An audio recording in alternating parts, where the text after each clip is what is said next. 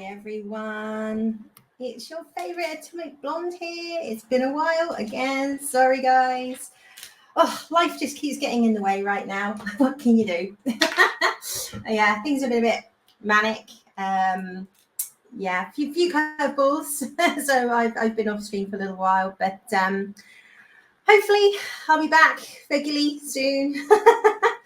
I have got some holiday coming up, so probably throwing myself back into it in September, but just wanted to drop on, let you all know that I'm good.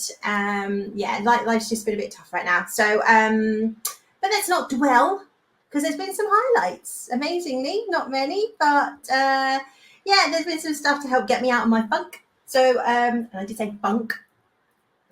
And here's a clue, like a little bit of merch. Obviously, we don't get awesome popcorn buckets over here. We get these cut things. So obviously I have my June 2 one. Now I've got my Deadpool and Wolverine. So not a massive shock what I'm going to be talking about first then. But let's just get straight into it. I hope you're all good. It's like 1 billion degrees here in the UK for a change. But it's 32 degrees yesterday. I think it's going to be at 26, 27 today. Not that I'm complaining. I'm enjoying the sunshine. I'm enjoying a bit of downtime.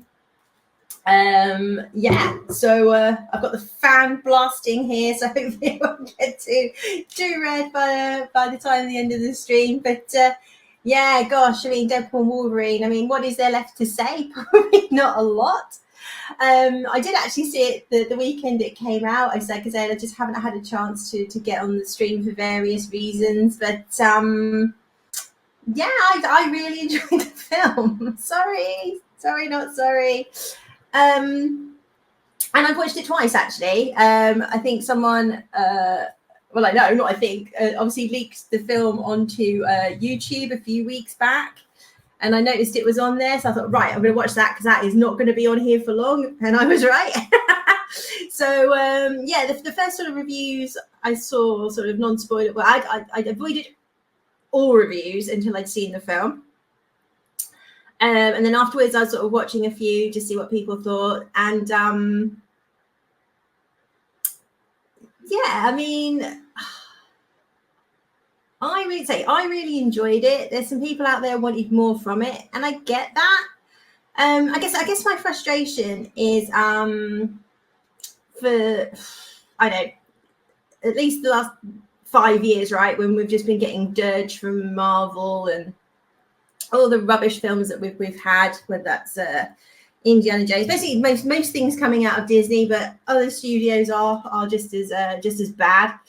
People saying, "Oh, I just want to be entertained." If people can just make a film that's entertaining, don't preach to me. Just make a film that's entertaining. Get a film that's basically just entertaining. It's very light on plot, very light on story, massively character driven, and then people are still complaining about that. I'm just like, you just can't please some people. And I do get the criticism, and yes, when you look at Deadpool 1 and the story in that, if you had that level of story with this film, it would probably make 2 billion. It's currently over 1 billion. I get that, but just to even have got this film made in current climate is an achievement in itself. Then for it to be so entertaining, it's a win. And yeah, and people were saying, sorry, I've lost my train of thought, but when people say, does it have rewatchability? I think it does. I mean, like I say, as I was saying, I watched it twice. Did I laugh as much as I did the first time? No. But I think a lot of comedies are like that, when you know what the joke is and what's coming. But did I still enjoy it? Yes, I did. And will I be getting the Steelbook when it's launched? Yes, I will. And I probably will watch it again once it comes onto streaming. Unfortunately, that does mean having Disney Plus, but yeah, which is massively frustrating because obviously there's some good stuff that comes out on Hulu in the States, and we can only get that on Disney Plus here. So bummer, because I keep going every time I go to cancel my Disney Plus because I really don't watch it that much. There's a show that pops up on Hulu that then I want to watch, so I hang on to my Disney Plus because if I cancel it and then join up again, you can't get the subscription I've got now. You can only get like the really cheap one or the expensive one, so I'm kind of like, ugh. But anywho, yeah, so I think most people, I've got to say, spoilers there. If you want to watch this film, you've probably watched it already. So all the spoilers, the great cameos, Chris Evans doing Johnny Storm rather than Captain America, seeing the X-Men back. And of course, what everybody's talking about is like Elektra and Blade and Gambit. That you can't understand a word he's saying, but I think that's part of the joke. I'm not sure. I mean, the thing is, this is a full tour de force, as they say, of Ryan Reynolds and Hugh Jackman. I mean, they absolutely carry this film. But when I've seen interviews with Ryan Reynolds, again, he very much talked about character and character-driven films, which is something we just don't get anymore. It's part of the reason why all the message stuff doesn't work is because the characters are all like one-dimensional. There's nothing to them, nothing stands up. So from the interviews he's given, it was a very conscious decision to make this very character-driven. I don't know if that kind of is an excuse to say, well, we can go a bit lighter on the story.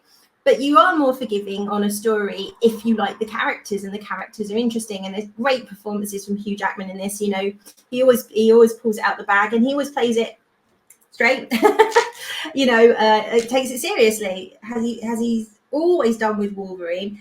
And I'm sure, I know I have, and I'm sure loads of people have gone back and watched like X-Men, the Wolverine, and Days of Future Past, which is my absolute favorite. I love that film. It was done so well. And I think people were saying they would have liked this to have a little bit more of the tone of Days of Future Past, and I do kind of agree with that. But obviously with like Deadpool&wolverine, it does dip into, there are some quite serious tones in that. And I think if they had some of the serious tones from Days of Future Past in this, again, they would have probably made they'd make $2 billion. But I am not knocking this film. It was just so refreshing to go in, laugh, enjoy myself, and come out buzzing, basically. So, if you like Ryan Reynolds, you like, the violence, basically. It's a very violent film. And I think some of the criticisms, like they didn't go in hard enough on Marvel or the girl bosses and things like that, which I agree with. But, at the end of the day, as I was saying, it's amazing he even got this film made. And I'm sure there was some things that were off the table. And I'm pretty sure mentioning the MCU would have been one of those. So some of the criticisms I kind of agree with, but I'm sure there was some proper constraints around what he couldn't say in this film. So yes, they're allowed to knock the multiverse, but are they allowed to knock the MCU? Probably not, I would say. So, I'm sure there had to be compromises made. If it was complete carte blanche, I think he absolutely would have gone there. My guess, I don't know. But I think in terms of what he was able to get away with and what they put into his film, it's massively rewarding and really enjoyable. Sabretooth fight, a little bit too easy, too quick. I think we all kind of went, oh, but hey. And obviously seeing Hugh Jackman in the yellow suit, absolutely amazing. I haven't done a slide, but this also brings me on to, I just recently watched the X-Men 97, the cartoon. I used to love, I was probably not the target audience when the X-Men cartoon came out in the 90s. It was very much my hangover TV. So been out clubbing the night before, as you did back in the day, and then get up for the kids' cartoons, and X-Men was always on. So it was always like a cup of tea, biscuits, watching the X-Men, me and my cousin, and we got real, because we watched it religiously every week. It was like kind of our routine, and we really got into this show, like, sort of, feeling a bit jaded, but absolutely loved it. So like most things, when you sort of say, oh, we're going to do an updated version, and everybody like groaned, and then there's all that stuff about Morph being non-binary, which to me that actually kind of makes sense to the character, because he's a shapeshifter, right? He has no gender. And to be fair, they didn't really lean into it or go on about it or anything like that. I really enjoyed it. I have to say, it was surprisingly good. And I've heard quite a few people say this, but no one's watching it. because it's Disney, right? And it's kind of a shame, but also I believe that obviously the writer of it was sacked by Disney. It's still not come out why he was sacked. Who knows? So it's a real shame because it's ended on a pretty decent cliffhanger. But if you get a season 2 and it's different writers, is it going to go off a cliff like most news? If you haven't got the guy who wrote this one doing season 1, it's the same animation style. It's got absolutely the feel, I guess, of the 90s one. The characters and the storyline are quite dark, actually. I was kind of surprised how dark it was. But it's definitely worth a watch. If you liked X-Men back in the 90s, the cartoon, the X-Men cartoon is on Disney as well. So if you want to go watch it, check it out, see what you think. But X-Men 97, I was pleasantly surprised. It's definitely worth a watch if you're into that kind of thing. But given that people are sort of checking things out, all X-Men right now because of this film, definitely go check that out. So it's a thumbs up for Deadpool and Wolverine and a thumbs up for X-Men 97. So that's some good stuff, which is lovely to talk about. Moving on. So Umbrella Academy, season 4, last season. Boy, was this bad. Really bad. Very disappointing ending. You kind of like slugged it through 4 seasons just to go, is that it? That's the answer, is it? Right, great. I mean, season 1 was brilliant. I think, as I understand it, it's very close. Again, I'm not familiar with the source material, but apparently it's very close to the source material. Costumes all great. Obviously, the casting has presented some challenges over the years as one of the cast members decided not to stay their biological sex, shall we say. So that threw a bit of a curveball into the writing as well, which obviously means it had to step away from source materials. But season 1 was great. Season 2, well, it was like nowhere near as good. That's when more intersectional stuff started coming into it. Season 3 was okay. There's some funny bits in it. Everybody talks about the Footloose scene, etc. But it's been a steady decline basically since season 1. It's not come anywhere close to season 1. But I kind of stuck with it because it was still sort of watchable. It was much more cringy and eye-rolling, and it was getting much more, say, political and intersectional, which it avoided completely in season 1. But I say some of that I think was driven by what happened with certain actors in the show, or actor in the show. And then season 4 was just atrocious. Almost like it was boring. Didn't really go anywhere. There wasn't even a plot as such. I mean, the standout characters are still the standout characters with 5. He's a great actor. But the characters almost just sort of stopped evolving. They're just kind of all just sort of stuck. The dynamic had stuck. The squabbling was still the same argument. It just really didn't gain any traction. And then the ending was just so non-event. So basically, it's kind of again sort of ended up being multiverse as it kicked in last season. That you got like the Sparrow Academy, and then you find out there's a Phoenix Academy, all these different timelines. So from the event, when they stopped the apocalypse in the season 1, it triggered a load of splintered timelines. 5 and can't remember the character's name, but doesn't really matter. Basically, find this underground station that takes them to all the parallel timelines. They end up getting lost down there for 7 years. They don't really explain how time keeps moving down there but doesn't keep moving up here. It didn't really make any sense. So basically, they spend 7 years down there.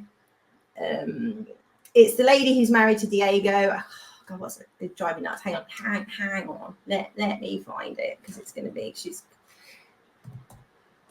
because she was like trying to kill them in previous seasons. Then she ended up marrying Diego. Then they've got kids. Then she's bored of being a housewife.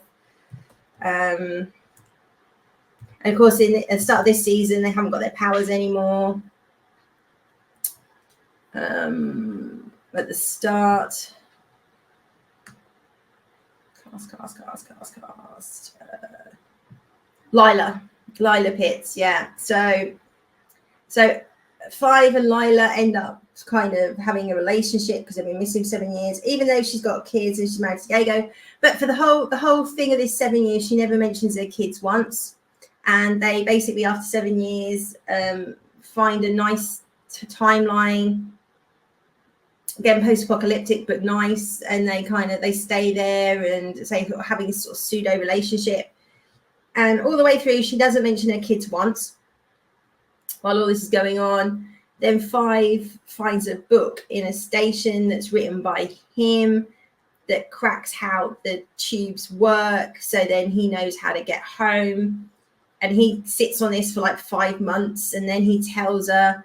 Then she flips out, and then she finally mentions, well, I've got children. But that didn't seem to bother you for the last 7 years, because you decided to go off on this adventure with the 5, knowing you've got a husband and 3 kids. I mean, she's having problems in her marriage, basically, but goes off, just no second thought. And then after 7 years, she suddenly goes, oh, well, I'm a mother, I've got children. It just made no sense whatsoever, right?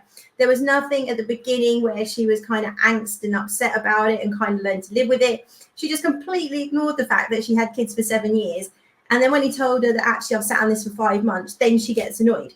But if she's never mentioning her children or the fact that she's like bothered about going home, why would he be that bothered about telling her? There's lots of stupid stuff like that, like how the characters behave. It just doesn't really it just doesn't hang together. And then at the end of it, basically the only way to collapse it, basically the fact that the Umbrella Academy exists is why the world keeps ending, because of this marigold substance that gave them their powers. They get tricked into getting their powers back by drinking marigold, and all weird kind of crap happens. And at the end, basically, the only way to restore the world is if the Umbrella Academy never existed. So they managed to they've got children. Some of them obviously got children. They put them on a tube train to one of these other timelines, or to get them on the true timeline, like the sacred timeline in Marvel kind of thing. But if these guys' lives, it just ends up being a paradox, because like guys never grew up to have. They'd still be born, but they wouldn't be born with powers, and then they'd never meet. So therefore, how did they have the children for the children to exist in the other timeline? It's all just kind of crap, really. And you just sort of see this utopia world where all the kids are running around and it's fine, but you don't see these guys, even though they should still technically exist, even though they just wouldn't have any powers. But anyway, it was god awful. Don't waste your time. It's probably worse than season 2. But it just felt really lazy. They didn't really know how to end it. They couldn't end it quick enough, I think. So it was only like 6 episodes or something. And they just, it was just like, anticlimax is an understatement. So avoid. So a couple of like ones that have been floating around for a while. The Ministry of Undeadly Warfare obviously came out in the States months ago. For some reason, they chose to do Amazon Prime only release in the UK, and it came out a few weeks back. And again, I had actually watched this. Again, it got leaked onto YouTube a little while ago. So I rewatched it again the other day, just refreshed my memory on it. I'm a big Guy Ritchie fan. You know, when he's on form, he's on form. And he's kind of on form in this film. I mean, the cast is great. Obviously, as you all know, big Henry Cavill fan as well. obviously based on true story. Well, loosely based on a true story as ever, but this was a real mission and a real crew, if you like, of misfits who are sent on an unofficial mission by Churchill to stop or disrupt the shipping lanes or the U-boat lanes, so the Americans can join the war and cross the Atlantic safely. So these guys are all kind of misfits. They're like either in prison or, you know, for not obeying orders and all these kind of things. And it's basically like, we're sending you on this unofficial mission. If you get caught by the British, you'll go to prison. And if you get caught by the Nazis, we'll deny all knowledge, and what happens to you, right? So off they go. And it's a series of things, you know, mishaps and coming across Nazis and killing them, and coming across the British and finding a way to escape from them. And they finally sort of end up at this final sort of destination in Spain, where this sort of main station is, and they initially plan to blow up this boat that has all these munitions and CO2 filters which are needed for the U-boats. Then as they go to execute their plan, they find out the 8th hour that this ship's been reinforced, so they can't sink it. So then they decide to steal it. And it's all this about how they get to that point, and how do they pull this mission off, basically. It is very enjoyable. I think my biggest criticism is it's just too long. After about an hour in, you realize there's still 44 minutes to go, and it really probably needs about 20-30 minutes tops.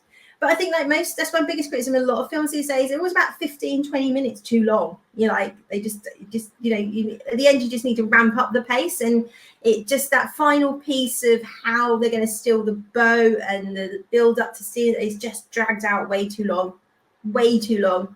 But other than that, it is a very enjoyable film. You kind of got these guys, and then you've got a female spy who's there to seduce like the commandant and keep him distracted. She's quite annoying. She's the same actress that was in The Three Body Problem, who played the immensely annoying character in that as well. So I mean, she's stunningly beautiful, this woman, annoyingly beautiful. But she just, I don't know, she just sort of lacks personality or something. There's just something about her that just in the roles that just doesn't quite click. And that kind of you could have done this film really without that sort of subplot or so much emphasis on that subplot. I think if they reduced that down as well, it would have been a lot better. So I would say if you like the kind of historical dramas and you're into Guy Ritchie, this is definitely up your street. So I did enjoy it. So I've watched it twice, but both times there's a certain point where I kind of go, okay. Yeah, it's definitely just that the pacing's just that little bit off. It needs to be tighter, but it is an enjoyable watch. So as I said, if you like things blowing up and lots of people being shot, it's that normal level of Guy Ritchie violence. But the characters are great, all very top ho, and you know, they all went to Eton and things like that. So yeah, brilliant, cool. So go check that out. As I said, it's on Amazon Prime here. So you can watch it for free as long as you have Amazon Prime. Tarot. Wow. Okay. As you know, I like my horror films. Again, another one that was leaked onto good old YouTube. Getting quite a flurry of them recently. I've managed to watch a few films that I'd missed at the cinema, but don't necessarily pay for. So this is currently on home premiere, I think, on Amazon. So it's like $15.99 to watch. So yeah, caught this on YouTube. All I can say is that I'm glad I didn't pay to watch it.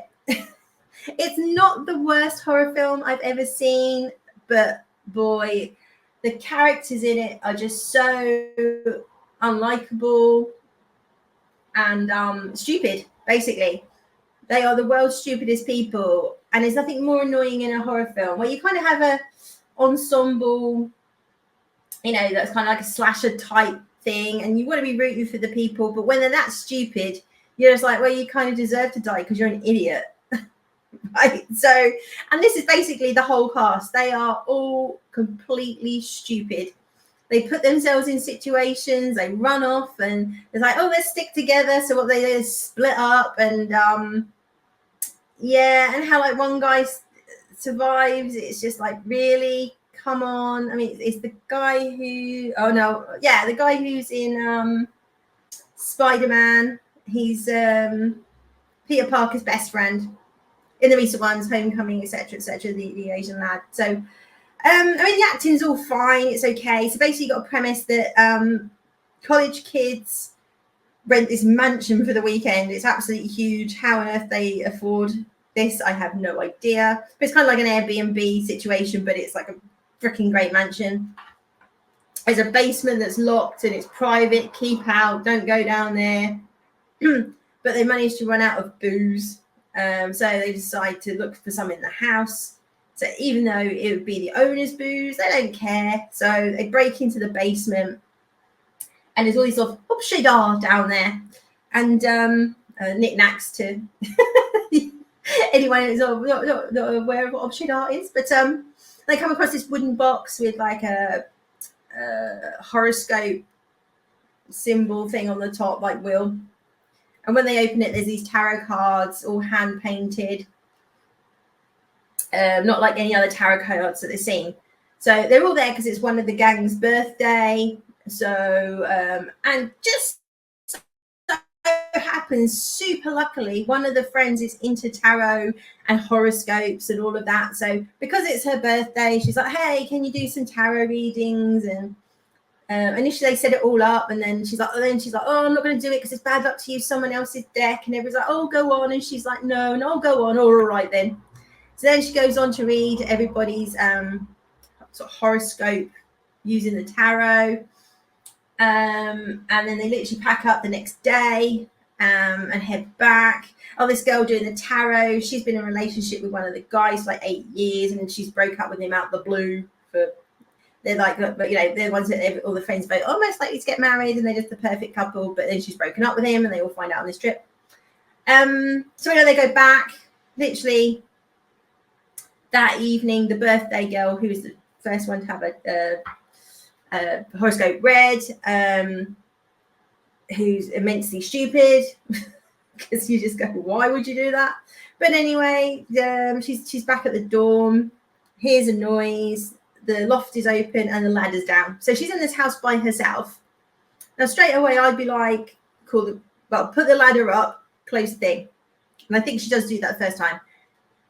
Then there's a noise again, and it's back down. And then she's like, hello. And then she decides to go up the ladder and look in the loft. I'd be straight on the phone to police saying, hey, I'm here by myself. I've already closed it. The ladder's back down. The ratchet's open. I think there's someone in the house, right? Sorority girl, whatever, you know, but no. So she decides to go up in the loft. Then this creature comes after her and basically kills her with the ladder. And this is the level of stupidity all the way through the film. So it's kind of, it's just about watchable. It's on the same par of stupidity and annoyingness as Jeepers Creepers. Because by the end of that film, you were cheering for them to be killed because they were that stupid and they deserved everything they got. So yeah, but basically there's a whole story behind these tarots, and there was a woman who worked for a count that was kind of psychic, but she had these tarot cards, and she read the fortune that his wife was pregnant, and she said the wife and the kid are going to die in childbirth, and then they do, and then they accuse her of being a witch, and they murder her, and then she curses the cards, and so they basically got to work out a way to stop this witch. And again, it's just all kinds of stupid. So it's one of those ones, if it's free for you to watch and you really are bored, stick it on, kind of fine. I wouldn't bother watching it again because the people are just so dim. But, you know, pass an afternoon, I guess, at a push if you're really, really stuck.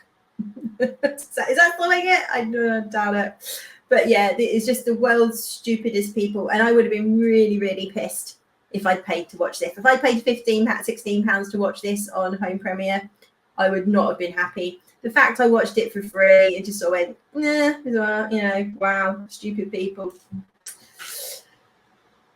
It made it okay. So basically what I'm saying is, like, don't pay any money to watch this thing.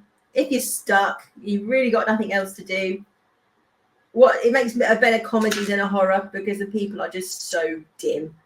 So there you go. Tarot.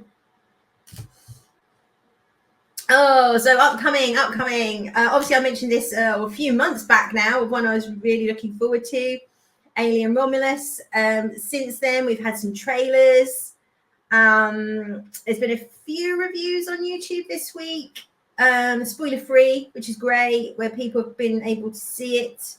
Officially comes out, I think, this Friday. I am planning on going. So far, so good. Is kind of what's coming out. So I was mildly, was hoping, like, a little bit of that optimism was in me, going, Betty Alvarez, it could be good. That has gone up, and I'm like, the more I hear about it, the more the optimism goes up, but then the more your hopes can be dashed, right? So, but it does look good. I mean, what I've heard is it's very much a homage to the original Alien and Aliens, and I believe it's set between Alien and Aliens, so in between. And the first half is kind of getting to know the characters in it. One of the reviews said, like, I actually had two conflicting reviews, actually. One was saying that you really got to like the characters. So, and obviously, not a spoiler, but obviously an Alien film, when they start getting killed, you're generally quite like, oh, that's a bummer. But somebody else, another review I saw, said you don't really care about the characters other than a couple of them. So again, maybe it's just a taste thing, that some characters appeal to some people, some characters don't. I will have to wait and see. But apparently the sort of lead actress and the actor that plays the synth in it are really good, stand out. And I haven't heard the words Mary Sue mentioned, so that's good. Again, this is saying, so the first half of the movie is sort of getting to know the characters. Second half of the movie, which is much more, and the pacing saying much more Alien. So the next part of the movie ramps up, much more action, much more homage to Aliens. And then the sort of climax of the last quarter of the film is purely the director doing his own thing. And apparently that is the best bit of the film. So it still sounds really promising. I'm very excited. I've been looking forward to this. I mean, I must admit, I'm a real sucker for this franchise, and we all know Alien and Aliens are the best of the films.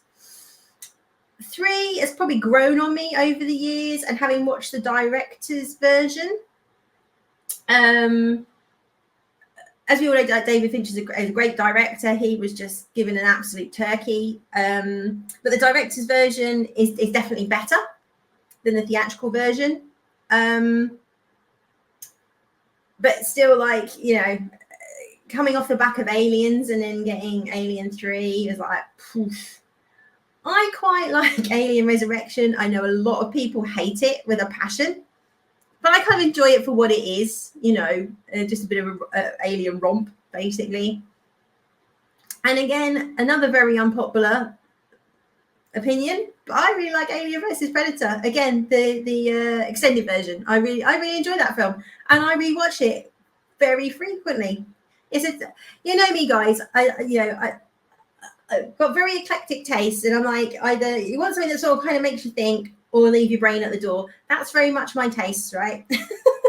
Not a line in between. Either I want something that's really going to make me kind of go, ooh, okay, what's going on? And ooh, what's the twist? Blah, blah, blah. Versus completely leave my brain at the door, like Fallout. And AVP is completely leave your brain at the door, plonk yourself down, alien predator fighting, blood, guts, love it. And I'm not going to apologize. So take that or leave it. I don't mind. AVP Requiem, awful film. Absolutely awful. Just don't touch that one with a barge pole. But again, I'm a sucker for the Predator films, and I love Predator 2. I watch Predator 2 rewatch Predator 2 more than I rewatch Predator 1. Again, probably unpopular opinion. Don't care. I like what I like, people. I like what I like. So anyway, circling back, I think there's quite a high chance I'm going to like this film. I think you don't want it to be a complete retread of what's come before. You do need it to move the franchise forward. And apparently it does sort of tie together between Aliens, Prometheus and Covenant. It pulls all those threads together. And I think maybe that's why Ridley Scott was partly involved in this. I think he was producer on it. And then James Cameron is involved as well, even though apparently he's trying to step back from this. I don't know why, but maybe because it's good. Because he's rumored to be writing a Terminator back in the Terminator, but we all know he was involved in Dark Fate. So my brain sort of went, well, if he's stepping back from this probably means it's quite good and it isn't wokey enough, because James Cameron's another one who's sort of lost in La La Land, right? So anywho, but with Ridley Scott's involvement, and he's unlikely now obviously to be able to finish his trilogy of films for Prometheus, Covenant and whatever was coming next. It's a way of kind of tying all those stories off. So that'd be really interesting to see how it all fits together, because at the moment we've got a very kind of disjointed canon, really, of how all this hung together. And I think a big bit of it that we find out, again, I've not heard this as a spoiler, this is speculation from various channels, that the corporation knew about the aliens before, and that's part of the reason they sent the terraformers to LB-426, that they knew they were there, that somehow they got hold of the alien that Ripley blew out of the airlock in Alien. So it's interesting to find out if that speculation is rumor is true, and how all this stuff hangs together. It'll be great if it almost draws a line under the franchise. I mean, we need to stop making films that started off in the 70s. Even though I love them, I grew up on this stuff. We need some new IPs. But if we could draw a line under it and just say, wraps everything up and this is a really good place to stop and it's fulfilling, that would be fantastic. So fingers crossed, I'm very excited to go see this. I will try. I'm hoping to go on Friday to get a review up on Saturday, because I think I'm away from Sunday for a couple of weeks. So hopefully if all goes to plan, which doesn't happen very often right now, anywho's, but that is the plan. So love to know your thoughts on this one. Are you excited? I know lots of people just just kill the franchise. I've seen it all before, I'm not interested. But love to know your thoughts on any of the things I've talked about today. Did you like Deadpool and Wolverine? Was it too stupid or too plot thin for you? Or did you just enjoy it for what it was, an entertaining film like moi? So let me know. As always, please like, share and subscribe. Obviously, I've not been on the channel much, so the algorithm's probably dead by now. So I don't know if anybody even get to see this. But if you can share, that would be fantastic. I really appreciate all your support. And I promise I will try. I know I said before, but I will absolutely try to get back into a rhythm from September. Hopefully life will settle down. Damn, the real world get in the way of my YouTube channel. Things like, you want to do more on YouTube, but to do more on YouTube, you have to have the time. And you need to have a job to have money to do these things. To do these things, you need the time, but you don't have the time because you've got a job and you need to make money to pay the bills.